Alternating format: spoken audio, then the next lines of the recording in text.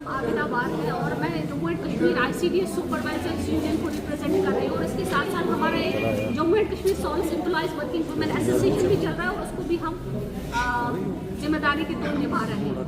तो आज की इस प्रेस ब्रीफ का मकसद एक ही है कि डिपार्टमेंट ऑफ सोशल वेलफेयर में एक बहुत बड़ी इनजस्टिस है, जिसमें कि जो हमारे सुपरवाइजर्स हैं, आपने कई बार देखा होगा कि हम सड़कों पे भी थे इस डिमांड को लेके। हमारी दो डिमांड्स थी, एक हमारा स्ट्रीमलाइन ऑफ द सैलरी था और एक हमारा amendment in the recruitment rules था। क्योंकि हमारा जो तनख्वाह का इशू है वो सॉल्व हो चुका है, उसके लिए हम बहुत ही आभारी अपने लेफ्टिनेंट गवर्नर साहब के।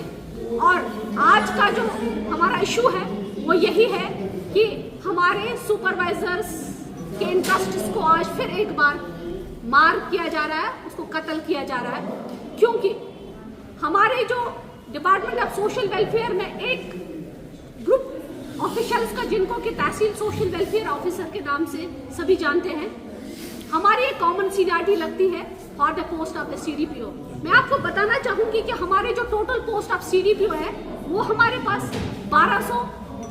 127 है, 127 पोस्ट है CDPO के, और उसमें से 50% जो है वो डायरेक्ट कोटा आता है, 50% हमारा प्रमोशन कोटा आता है।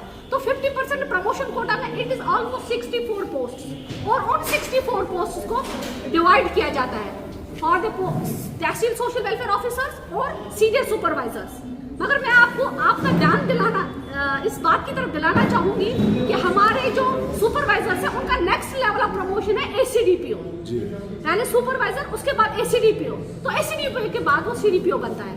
मगर मैं आपको बताऊं कि ACDPO जो हमारे पोस्ट है वो ओनली 19 अगेंस्ट 1100 प्लस सुपरवाइजर्स।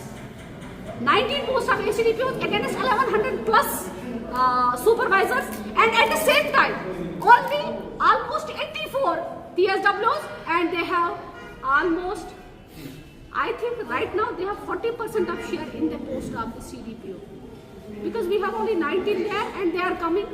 अब इस चीज को जरा मैं समझाना चाहूंगी आपकी वसादत से कि ये आप देख रहे हैं सीनियरिटी लिस्ट ऑफ सुपरवाइजर्स है, और इसमें आप देखेंगे कि मेरी जो बहनें हैं, मेरे जो सुपरवाइजर्स हैं, उनका रिक्रूटमेंट 1980s में हुआ है, 1980s में हुआ है, और आज वो किस्मत से लुक आफ्टर CDPO है। बहुत बड़ी बात है। और एट द सेम टाइम मैं आपको दिखाऊंगी कि अब क्या करने जा रहे हैं। 2017 के TSW को परमानेंट CDPO बनाया जाना है, और उसके लिए DPC के लिए बहुत सारी कम्युनिकेशंस हमारे डिपार्टमेंट से आई हुई है, जो कि मैं आपको दिखाना चाहूंगी। इन DPCs को कंडक्ट किया जाए, ये आपके सामने डॉक्यूमेंट है। तो इस सब को देखने के बावजूद हमने 2013 से एक स्ट्रगल चलाई है, और उस स्ट्रगल का मकसद यही है कि हम कोर्ट में गए। हमने कोर्ट में स्टेज लाए, हमारे पास ऑनरेबल हाई कोर्ट के भी स्टेज है, अंजुम गनाई वर्सेस स्टेट का, हमारे पास राजेश वर्सेस स्टेट है, हमने ट्रिब्यूनल से लाया है, और लेटेस्ट हमने पूनम शर्मा वर्सेस स्टेट जो है ये स्टे लाया हुआ है। इन अशोक देव वर्सेस स्टे हमारे पास है। तो आज हम कॉल फॉर जस्टिस है क्रक्स में। क्यों? क्योंकि अब जबकि इतने स्टेज होने के बावजूद भी प्रोसेस हो रही है, PSC फाइल भेज दी जा रही है, PSC को लिखा जा रहा है, PSC को भी हमने टाइम टू टाइम अभी कुछ कम्युनिकेशन शेयर की है कि इसमें ऑलरेडी स्टेज है।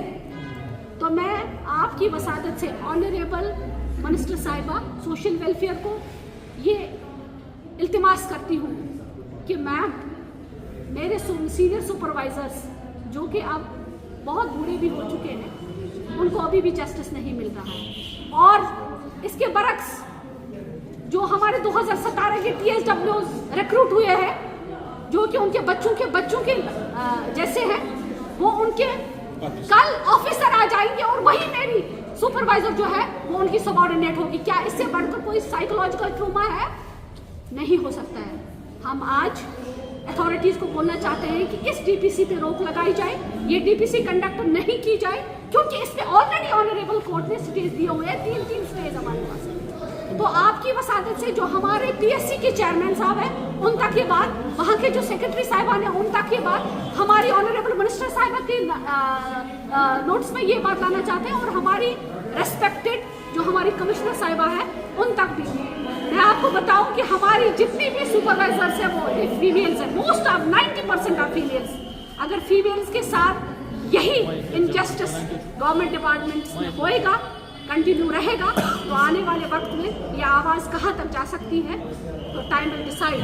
तो मैं बिल्कुल क्रैक्स में बताना चाहूँगी कि मेरे सुपरवाइजर्स के साथ फिर से नाइंसाफ़ी नहीं। हम हक की गुहार लगाते हैं अपनी मिनिस्टर साहिबा से, अपनी कमिश्नर साहिबा से,